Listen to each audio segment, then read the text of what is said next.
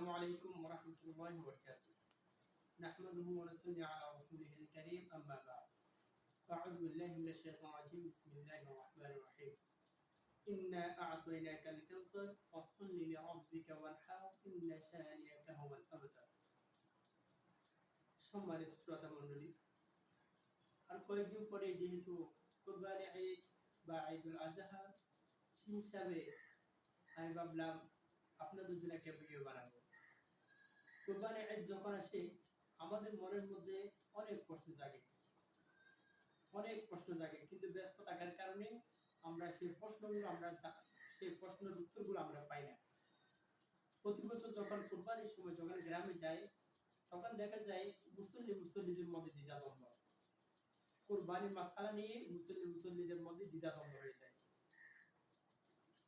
একটি মাসআলা হচ্ছে যে কুরবানির জন্তুর মধ্যে কোরবানির জন্তু যদি ছোট হয়, যেমন ছাগল, দুম্বা, ভেড়া, যদি এগুলো হয় তাহলে এগুলোর মধ্যে হবে একটা মধ্যে এক শরীক।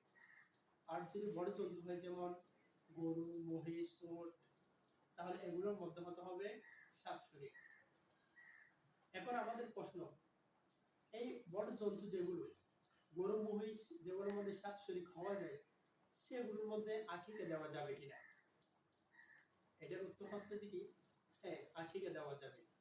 আপনি চাইলে আকিকা 1 ভাগ, 2 ভাগ, 3 ভাগ, 4 ভাগ, 5 ভাগ, 6 ভাগ পর্যন্ত আকিকা দেওয়া যাবে, দিতে পারবেন। কিন্তু 1 ভাগ কুরবানির শরীক বা কুরবানির ভাগ থাকতে হবে। কারণ আপনি যদি আকিকা দিয়ে দেন, তাহলে ওটা তো আর কুরবানির জন্য হবে না। ওটা তো কুরবানির সময় জবাই না করে অন্য সময় জবাই করতে পারতেন। সেই সময় 1 ভাগ কুরবানি রেখে বাকিগুলো আকিকা দিতে পারবেন, আকিকা নিয়ত করতে পারবেন। এবং দ্বিতীয় নম্বর মাসআলা হচ্ছে যে মৃত ব্যক্তির জন্য কুরবানি দেওয়া যাবে কিনা? এটার উত্তর হচ্ছে মৃত ব্যক্তির জন্য হ্যাঁ, কুরবানি দেওয়া যাবে। আপনি যদি ধনী হন এবং আপনার উপর যদি কুরবানি ওয়াজিব হয়, তাহলে আপনি 1 ভাগ আপনার ওয়াজিব কুরবানি দিবেন, আরেক ভাগ নগদ কুরবানি মৃত ব্যক্তিদের জন্য দিতে পারবেন।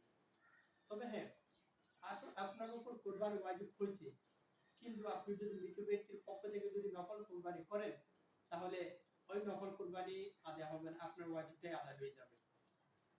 এবং আপনার যদি মৃত ব্যক্তি যদি ওসিয়ত করে যায়, যদি মৃত ব্যক্তির ওসিয়তের কুরবানি হয়, সে এবং আপনার উপরও যদি কুরবানি ওয়াজিব হয়, তাহলে আগে আপনারটাই করা হতো।